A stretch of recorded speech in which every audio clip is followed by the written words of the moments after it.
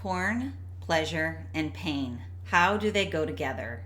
I'm Dr. Trish Leigh. Let me tell you how.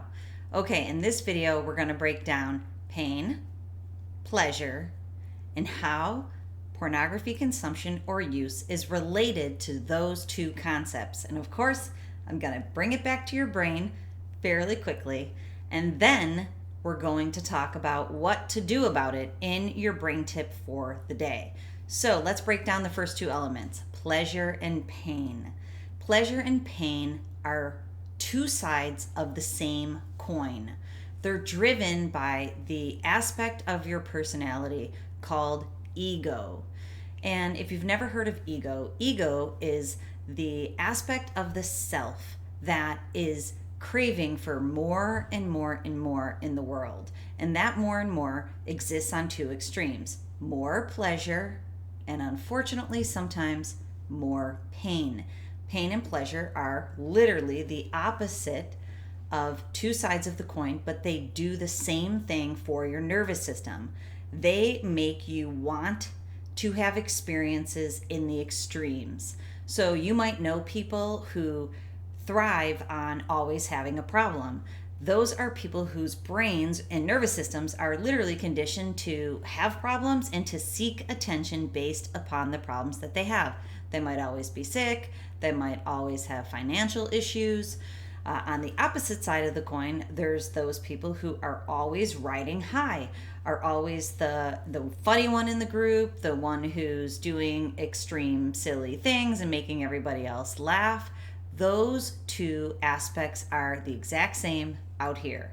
Now, you're probably with me where we're going with this, because when people have a compulsive need to go back to watch more pornography, it is to escape these two aspects and to recreate them. I know it's trippy, it's a psychological trip, but that is the reality of it.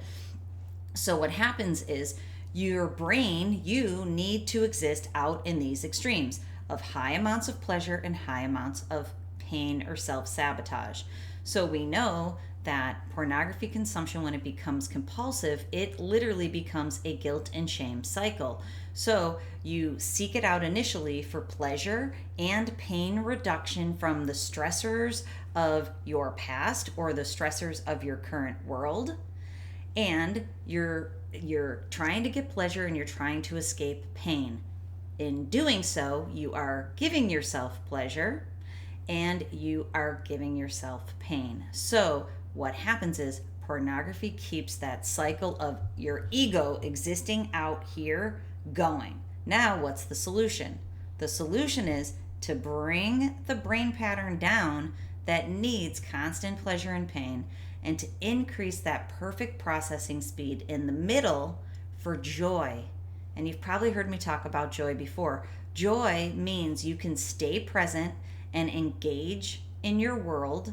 Hopefully you're doing it purposefully in your work, in your relationships, and in your play or your hobbies, because that makes it easier to stay in joy, to enjoy what you are doing on a daily basis, so you don't have the need to escape and go create some pleasure and pain for yourself, because it's just easier than existing in the world. So how do you do that? Here's your brain tip for today. One way of doing that is to recognize that your pain and your pleasure don't need to be bigger than other people's. What we need to remember in this world is we are all connected. We are all the same inherently.